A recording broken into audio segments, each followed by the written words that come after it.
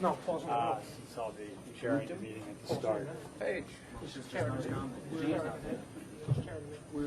here, John. So he's going to get up when You're the at the governor other gets end of the front. I'm over there. Yes. Next to there.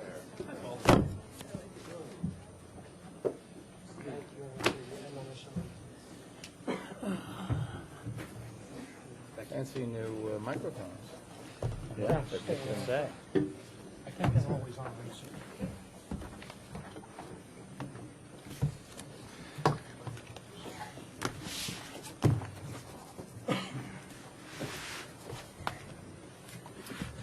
Good afternoon. My name is Paul Francis. I'm the director of the budget for the state of New York. Governor Spitzer is in transit, and with the weather is somewhat delayed. We hope the governor will be here before the meeting is over, but he has designated me as the chairman of the meeting in his absence. I'd like to briefly recognize Fred Hochberg, who is the observer for Christine Quinn, Jeff Merdler, who is the observer for Senator Bruno. Is Norman Bidwitz here? Nice to see you. Is the observer for Speaker Silver. I'd also like to introduce the two private members, Robert Smith and John Levin. Before beginning, I'd like to read a few brief remarks that the governor had intended to deliver today. First, the governor was looking forward to, and he still is looking forward to being here for this first meeting of the New York State Financial Control Board, and appreciate the work of this board over the last 32 years since the Financial Emergency Act of 1975. A lot has happened in the past 32 years. In 1975, when the state stepped in when the city lost access to the public credit markets and faced a serious threat of bankruptcy, it established the Financial Control Board, provided a range of financial assistance, and created the Municipal Assistance Corporation to finance the city's accumulated deficits. Following the disaster on September 11, 2001, the state joined forces with the city to secure nearly $21 billion in federal assistance and provided other direct state aid to bolster the city's budget. Today, more than 3 decades after passage of the Financial Emergency Act, New York City's economy is the envy of cities around the world. Strong earnings from Wall Street and the real estate market have yielded unprecedented revenue growth, and under the extraordinary leadership of Mayor Bloomberg, the city has closed its most recent fiscal year with a record-breaking surplus of $4.7 billion. It's again receiving well-deserved praise from State Comptroller and others for its fiscal prudence and foresight. The city is investing in surplus wisely to protect against future economic downturns and to strengthen its human and physical infrastructure. Here again, the state is an active partner. We've provided record state assistance to school aid in New York City, which together with the very significant increased investments in education by the mayor will dramatically improve educational quality in city schools. And I'm happy to say that we've reached agreement with the state legislature on a congestion pricing proposal that we hope will secure up to $500 million in federal funding for this groundbreaking effort to improve environmental quality and transportation infrastructure in New York State. Along with congestion pricing, New York State will work with the city in other major projects to enhance economic development, including the substantial project at the Hudson Yards, major transportation projects such as the 2nd Avenue Subway and East Side Access, and we look forward to working with the city as it implements other important elements of its Plan NYC that will help ensure a higher quality of life for New Yorkers in the years to come. With that, I would like to entertain a motion to approve the minutes of the last board meeting, which was held here on July 26th. Do I have such a motion? So moved. Is there a second? Second. All in favor? The motion is passed. And I would now like to call on the mayor to present the city's 4-year financial plan. Paul, thank you, and good afternoon to everyone. Let me begin by thanking the Financial Control Board and its staff, and also my fellow board members, for working with us to secure New York City's economic future. The Financial Control Board really has played an invaluable role in our city's recent history, helping to bring us back from the brink of the crisis in the 1970s. As Paul said, the lessons we learned then about fiscal responsibility and the importance of investment in essential city services, even in hard times, have helped us to overcome the fiscal crisis that followed 9/11, the most challenging in a generation. And I can just tell you I have 892 days and 10 hours left to go, and we will keep those lessons to our hearts and follow them for that period of time. And hopefully the city will have the common sense to do so after this administration's gone. One can only hope that the next administration, whoever that's led by, will take whatever we've done and take it to even greater levels. We all want that for our city. However, let's not forget that just 4 years ago, those of us who were sitting around this table did face a grim reality. A Financial Control Board report described an economy with unemployment rising, payroll jobs falling, and Wall Street in the doldrums. This board concluded that a structural budget gap of the magnitude we faced, quote, had no easy solution, unquote. And in fact, I think it's fair to say there were no easy solutions. We had to make some tough choices, and because we made the prudent decisions instead of the most popular ones back then, today it's my pleasure to report to you that New York City stands on very firm financial ground. The $5 billion deficit from fiscal year 2003 has been turned into nearly a $5 billion surplus for fiscal year 2007, and the budget we adopted last month for fiscal year 08 continues this path of fiscal responsibility. The fiscal 08 budget fulfills a pledge we made in our State of the City in January to substantially cut New Yorkers' taxes. Our $5.5 billion package of tax reductions will help continue our economic growth, help struggling families to get ahead, and let those homeowners who shared the burden a few years ago share in the gains today. At the same time, our budget includes investments that will allow us to do even more to keep our streets safe, improve the services city government provides, and save for future expenses, instead of doing what usually happens in politics, which is to squander surpluses on feel-good projects.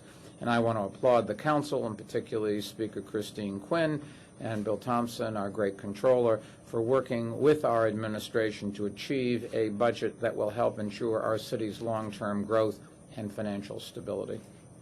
I'm pleased to report that the course we've set has been heartily endorsed by all 3 major bond rating agencies, which has once again upgraded their ratings of the city's general obligation bonds.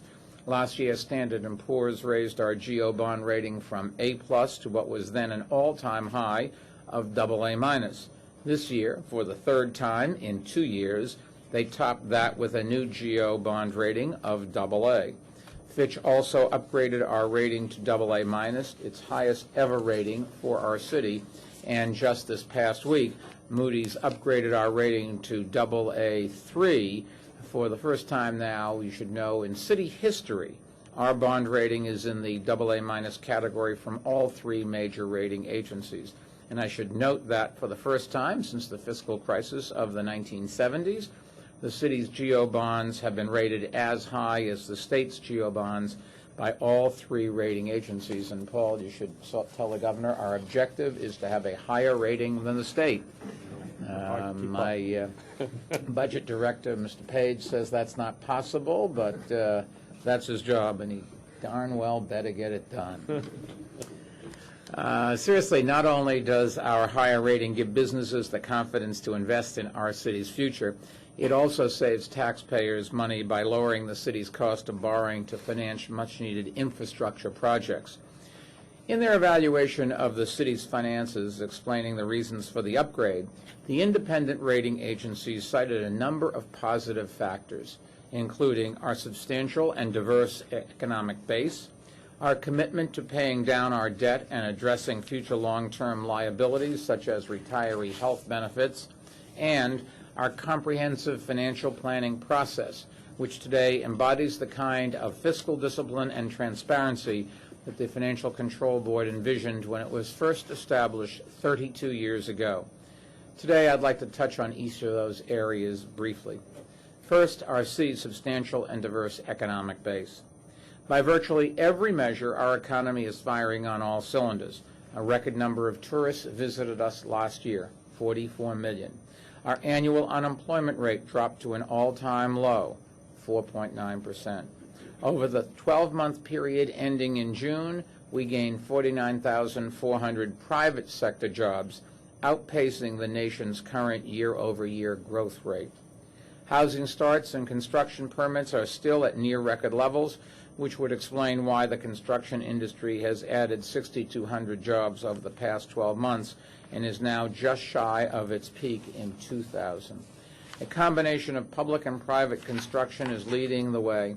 In fact, the Building Congress estimates that the value of construction in our city will reach $21 billion both this year and next, back-to-back record levels. Wall Street is also booming, and our administration is working hard to ensure that New York City remains the financial capital of the world. Last year, Senator Schumer and I commissioned a report to identify the challenges we face in this effort, and we're very pleased that that report was also supported by Governor Spitzer. But we also know that we can't sit back and rely on Wall Street because the good times never last forever. Wall Street is a cyclical business, and we tend to forget that when things are going well. To sustain our current growth and to minimize the effects of any national downturn, our administration continues to pursue its successful five-borough economic strategy to strengthen key industries and further reduce our reliance on Wall Street. For instance, to help us compete with other cities for convention business, we've strongly supported expanding the Javits Center, and we've also included a convention space in our master plan for Willets Point in Queens, the area across from the new Shea Stadium. Film and television production is another important industry that employs tens of thousands of people in our city. And thanks to the Made in New York program, it's never been easier to film in the five boroughs. We also got some help from the state in terms of tax credits. And that and the city's tax credit really is one of the factors that when I talk to producers and directors as to why you're moving business to New York City keeps coming up again and again. Last year, you should know, we set a record for the highest number of film and television production shooting days ever in New York City. As a matter of fact, if you want to make a movie or a sitcom, you'll be hard-pressed to find a soundstage. But don't give up trying. We'll be sure to find some ways to accommodate you. To push our record tourism numbers even higher, we've dedicated $45 million over 3 years to help promote New York and reach our ultimate goal of 50 by 15. That's 50 million visitors by the year 2015, and I think that we can do it.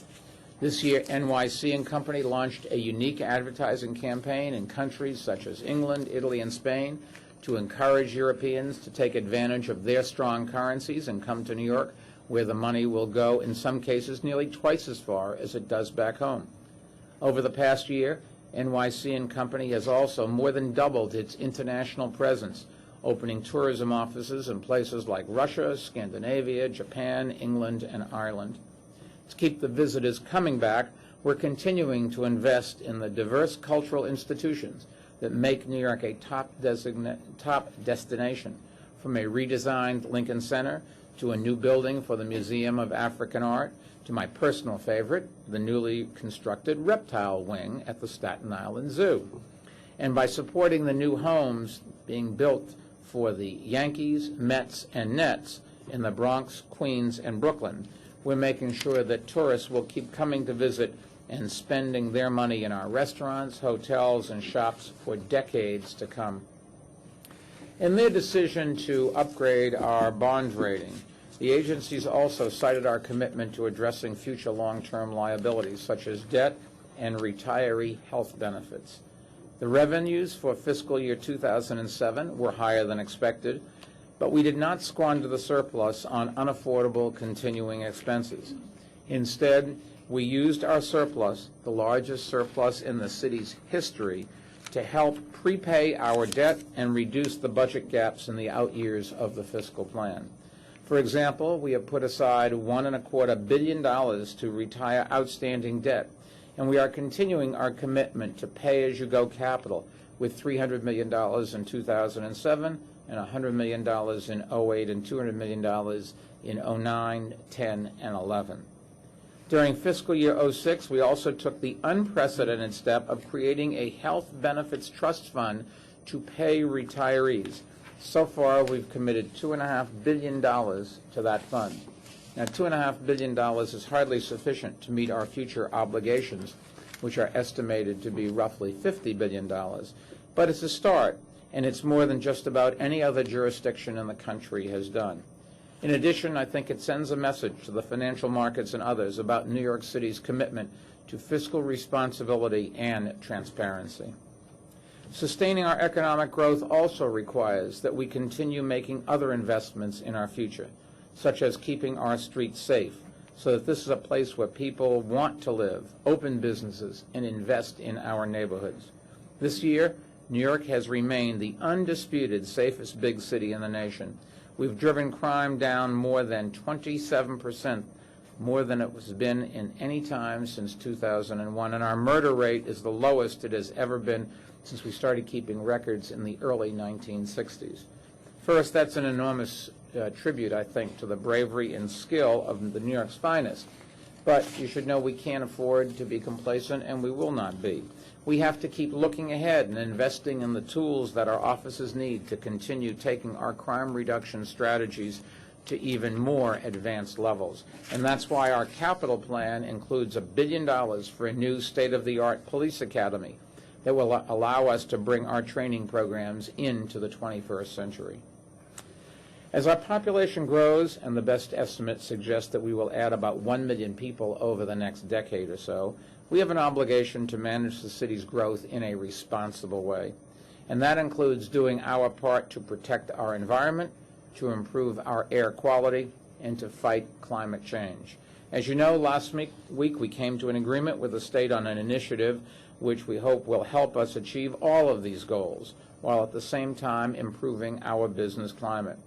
And I'm talking about our congestion pricing pilot, and I'd like to thank the governor, who was an early supporter, along with Senate Majority Leader Joe Bruno and Assembly Speaker Shelley Silver, for working together to make this project a reality for New York City. But congestion pricing is really just one of many strategies we're implementing. In fact, we've set aside about $200 million to fund several other Plan YC initiatives to help us realize a greener, greater New York City. The third key area cited by the bond rating agencies was our comprehensive financial planning process. That process is largely the result of the standards that the FCB established 3 decades ago.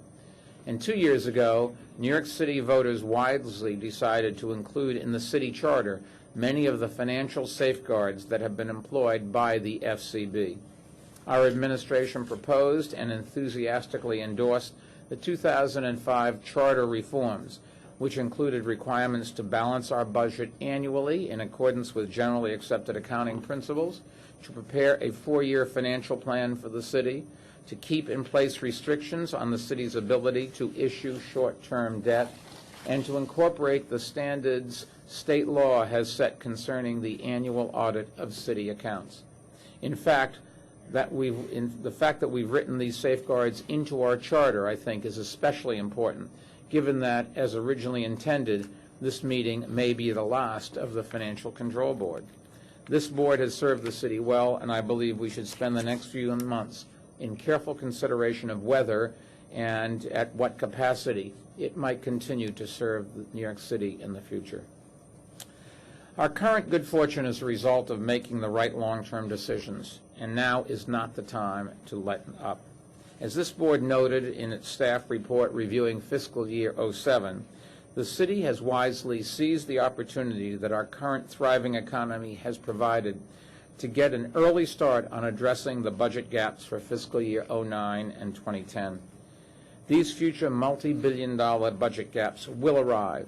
We have to be ready to face them, and we will be. At the same time, we'll keep working with our partners in government and labor to address the causes of our long-term structural imbalances. And by following the course that we are now on, by continuing to promote a diverse and growing economy, and by looking ahead at the challenges instead of burying our heads in the sand, we can maintain fiscally sound budgetary practices and ensure that New York City will continue to grow even stronger. Paul, thank you. Thank you, Mr. Mayor. At this point, I would like to introduce New York State Controller Thomas DiNapoli and ask Mr. DiNapoli if you have any comments on the city's financial plan. Well, thank you very much. It's my pleasure to be here at my first control board meeting, perhaps my last. And certainly my comments are going to echo much of the good news we just heard from the mayor. Let me start by thanking Jeff and the control board staff for your cooperation. Appreciate that. Certainly to Paul and Governor Spitzer, my colleagues in state government, the mayor and his staff, and the senior controller in the room, my friend Bill Thompson, for your assistance. You all have a copy of our review of the financial plan of the City of New York. My compliments to the State Deputy Controller for the City of New York, Ken Blyweiss, and his staff for their efforts in working with our colleagues in preparing this detailed analysis. The review speaks for itself. I'd just like to read some brief prepared remarks into the record for today's deliberations. As the mayor just reported, the city's economy is strong and its coffers are flush. Only a few years ago, however, it was a very different story. New York City was projecting a $6.4 billion budget gap for fiscal year 2004, and it was confronting the difficult challenge of recovering from a recession and the effects of the attack on the World Trade Center. The city will end fiscal year 2007 with a balanced budget and a net revenue windfall that my staff estimates will exceed $6.5 billion. This turnaround has been nothing short of remarkable. It's worth noting that the city is using this windfall in ways that will improve its fiscal position, as the mayor outlined, just as it did with the unexpected revenue in 2006. The city is using this windfall to reduce projected budget gaps, lower taxes, pay down long-term liabilities like post-employment health benefits, make targeted investments in areas such as education, and reduce debt service costs. The city used a portion of the 2007 windfall to retire $1.3 billion of debt that was due in fiscal years 2009 and 2010. This will generate $105 million of interest savings and will provide debt service relief in fiscal years 2009 and 2010. The relief, however, is short-term. Debt service is the city's fastest growing expenditure, and it will reach $6.2 billion by 2011. That's 60% higher than the 2006 level. While the city's debt burden is clearly affordable today, the burden on the operating budget would increase during an economic slowdown. Another fiscally prudent step taken by the city in fiscal year 2007 is a $1.5 billion contribution to the Retiree Health Benefits Trust Fund. That's $500 million more than anticipated at the beginning of the year. That's in addition to a $1 billion contribution the city made in fiscal year 2006. While the total unfunded liability of these benefits still exceeds, as the mayor pointed out, $50 billion, the city is ahead of New York State and most other jurisdictions in planning for these future costs. The city also approved a $1.6 billion tax reduction program for fiscal year 2008 that will reduce taxes for residents and businesses and will improve the city's competitiveness with surrounding localities. The city used the remaining surplus funds of $4.7 billion, which is the largest surplus on record, to prepay future expenses, thus narrowing projected budget gaps. Over the course of the past year, the city has eliminated a $3.8 billion gap that had been projected for fiscal year 2008 and has reduced the fiscal year 2009 budget gap to a manageable $1.6 billion from $4.6 billion. The projected gaps for fiscal years 2010 and 2011, however, remain substantial at $3.4 billion and $4.4 billion, respectively. On a cautionary note, these gap estimates do not reflect the full potential cost of the next round of collective bargaining. Fortunately, the city has ample time to prepare, and the city's gap estimates are appropriately based on relatively conservative assumptions. New York City's economic recovery has been impressive, and the extraordinary revenue windfalls have been used wisely. As a result, the city's credit rating is now the highest it has ever been since the fiscal crisis of the 1970s. Mayor Bloomberg and the City Council and City Controller have done an excellent job in managing the city's finances. We would say job well done. Thank you very much, Mr. Napoli. At this point, I'd like to introduce New York City Controller Bill Thompson and ask if you would like to comment on the financial plan. Thank you, Paul. Mayor Bloomberg, Controller DiNapoli, Mr. Summer, private members and observers, good afternoon. I'm pleased to have an opportunity this afternoon to comment on New York City's finances, and I have to admit, this meeting has started to turn into, in the last few years, into a real love fest. It is. Why are we ending it? Good question. Since I last appeared before you, an expanding national economy, Wall Street profits, and a local real estate boom, combined with prudent fiscal management by the mayor, have continued to bring a historic level of prosperity to New York City. The adopted budget for fiscal year 2008 and the FY 2008-2011 financial plan reflect that prosperity. Indeed, in 2007, all three major bond rating agencies upgraded their ratings of the city's general obligation bonds to their highest point ever. And it's during those good moments that you like to remind people that debt issuance is something that we share along with the mayor and the comptroller's office, and we take great pride in ensuring that the city's GO bonds are issued in a prudent, cost-effective way. By our count, the city is using $6.52 billion in operating surpluses accumulated over several years to reduce expenditures in fiscal years 08, 09, and 10. That figure alone approaches the level of general fund expenditures for the entire state of Alabama, to put it in perspective. This multi-year expense reduction is truly unprecedented, and we have to give the mayor much-deserved credit for making it happen. The reduction was achieved in part by the calling of bonds and debt defeasance, which cost $1.254 billion in fiscal year 07, and will save nearly $1.4 billion in fiscal years 08 through 2010. As a result of the city's actions in fiscal year 2007 and more optimistic revenue projections, budget gaps in fiscal years 2008-2010 have either been eliminated or significantly reduced. A review by my Office of the Financial Plan suggests that these gaps could be much lower due to stronger revenue collections than the city is now anticipating. The revenue adjustments to the financial plan by my office reflect a slightly more optimistic economic forecast than that adopted by the city. We project that the gap in fiscal year 09 could be as low as $553 million, and the fiscal year 2010 gap could be cut to approximately $3.1 billion. While we agree with the city that local economic growth will follow the lead of a slowing national economy, the Comptroller's Office expects that the local housing market will not soften as much as the city's forecast suggests. Our review suggests that tax revenues for this year and next could total $1.4 billion more than the city's forecast. On the expense side, we forecast risks related to overtime spending, new education spending, and collective bargaining, but they're manageable. Recently settled contracts with several uniformed employees unions, if applied to all uniformed employees, will increase wage expenditures by $65 million in fiscal year 09, $200 million in 10, and $370 million in fiscal year 2011. Pensions, health insurance, debt service, and judgments and claims continue to drive spending growth, though pension contributions are slated to level off after fiscal year 2009, and the city is addressing its debt burden through additional pay-as-you-go capital financing and other measures. While we've been able to successfully reduce our budget gaps in recent years by rolling large surpluses to subsequent fiscal years, mostly in the form of prepayments, we could do even more to ensure stability in the city's finances. For the past few years, we've advocated for the creation of a rainy day fund, which would provide a more formalized mechanism to transfer surpluses into an account that could be used to stabilize city services in a downturn. As you know, the creation of a rainy day fund would likely require amendments to both state and local laws. The Financial Emergency Act, or FEA, in its current form constrains the creation of such a fund. Amending the FEA raises the larger issue of the future of this body. The Financial Control Board has met at least annually since it was created in 1975 and has served the city well. Through the period in which the board has existed, the city has successfully resisted any impulse to slide back towards the fiscal gimmickry that defined our distant history.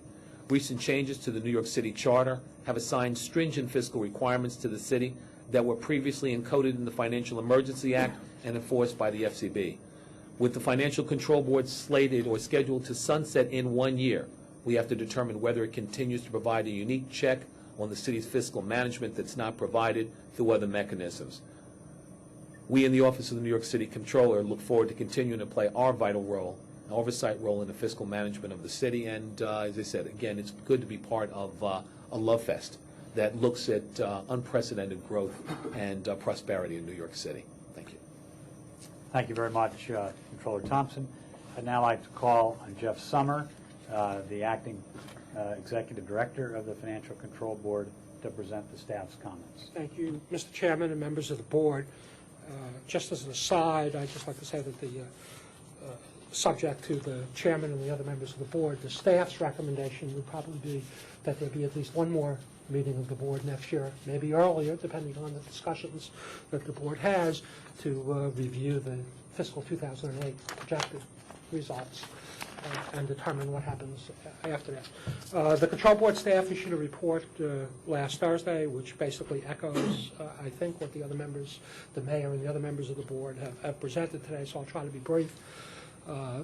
The city successfully ended fiscal 2007 with a surplus that they used prudently to reduce to basically balance fiscal 08 and reduce substantially the projected 09 budget deficit to a manageable $1.6 billion, and also took, as other members have said, prudent actions to pay down debt, to basically fund its priorities in increasing education aid together with the state by $1.1 billion in 08, and also to reduce the property tax rate by 7% and continue the property rebate program with the approval of the state. Other tax reductions have been approved by the state, and others are waiting and pending approval according to the mayor's plan. The city has wisely reduced its revenue projections for 08 and beyond, given mixed signals that we are getting from the national economy, that the slowdown prior in the national economy has not affected the city's tax collections, but we are seeing evidence specifically in the property transfer taxes that it is unlikely that it will continue at the record rates that they've occurred for the last 2-3 years. There are also pressures, again, on the spending side, which will continue in the out years. Education aid will continue to increase based on a plan that the state and the city have agreed on. Pensions are expected to increase by $867 million in 08 and will increase as salaries increase. Wages and salaries will increase. And the last point that I would like to make, the mayor projects the out-year gaps in 2010 and 2011 to be $3.4 billion and $4.4 billion. We have gotten kind of immune to the out-year numbers in the past about how big they are and what actions need to be taken, because the city has been so successful in taking those actions in advance and having those out-year gaps disappear. They don't disappear on their own. They disappear because the city takes the actions required to make them. The benefit of the financial plan the mayor has presented to the board is that it creates a 2-year planning window to deal with those out-year gaps. And we support the mayor in saying that he understands the city needs to deal with those. Those out-year gaps, while revenues potentially can be higher because the city is prudently using a conservative revenue estimate, again, there will be out-year pressures on the expenditure side. The recent labor settlements that the city has entered while extending the contracts to 2010 and 2011, if used as a pattern for all city unions, will increase those out-year gaps. So the city has work to do, but have developed a plan that gives them plenty of time to deal with those issues. Thank you very much. Mr. Mayor, do you have any comments on staff report? No, other than I think it's well said that the good times don't last forever. People that say those out-year gaps that we project never arrive don't remember history. They certainly arrived. One time we got the state to take over all of the debt service for the Big Mac financing. That gave us something like $2.7 billion over 5 years. That made a big difference. We raised property taxes 18%, which didn't win us any friends, but in retrospect turned out to be the right thing to do. We cut roughly $4 billion out of the operating budget of the city. It was painful. It required a lot of cooperation from the controller and the city council. But in the end, those out-year gaps arrived. We dealt with them, and we've got to make sure that we have the courage to do so in the future, because the good times aren't going to be here forever. Thank you, Mr. Mayor. At this point, I'd like to ask Jeff Summer to report on the annual determination for the Financial Control Board to remain in sunset status. The Act has 5 conditions in it that if any one of them occurred would require the reimposition of control period, and I would just like to run through those. The first is the city shall have incurred a deficit in excess of $100 million in the results of operations. As you've heard us all say today, the city has ended fiscal 2007 subject to the final audit with a surplus of almost $4.7 billion and has used it to prepay fiscal 2008 expenses as well as set aside money to reduce the 2009 budget deficit. The second condition is the city shall fail to pay principal or interest on any of its notes or bonds when due and payable. The third, the city shall have issued notes in violation of the restrictions on short-term borrowing set forth in Section 9B of the Act. And 4, the controllers shall have jointly certified that they could not, on the basis of facts existing at the time of such certification, make the joint certification required to terminate a control period. In English, that means the 2 controllers are telling us that the city has market access to issue its bonds and notes. The city has paid all principal and interest on its notes and bonds and has not violated any of the short-term borrowing provisions of the FEA. I have also received letters from the state and city controllers informing me that they do not see any likelihood that they would have reason to issue a joint certification relating to market access. And the last condition is the city shall have violated any provisions of the Act, and such violation substantially impairs the ability of the city to pay principal or interest on its bonds or notes when due and payable, or the city's ability to adopt or adhere to a balanced operating budget. The city has not violated any provisions of the Act. The staff therefore recommends that the board approve a resolution determining that as of July 23, 2007, none of the events which would require the imposition of a control period has occurred, nor is there a substantial likelihood and imminence of such occurrence. Controller DiNapoli and Controller Thompson, do you have any comment on the staff's finding? Our office concurs. Okay. With that, I'd like to entertain a motion to approve the determination. So moved. Is there a second? Second. Without objection, the motion is approved. And I'd now like to entertain a motion to adjourn today's meeting. So moved. Second. Second? Again, thank you very much. Thank you. The meeting is adjourned. Thank you. Good to meet you.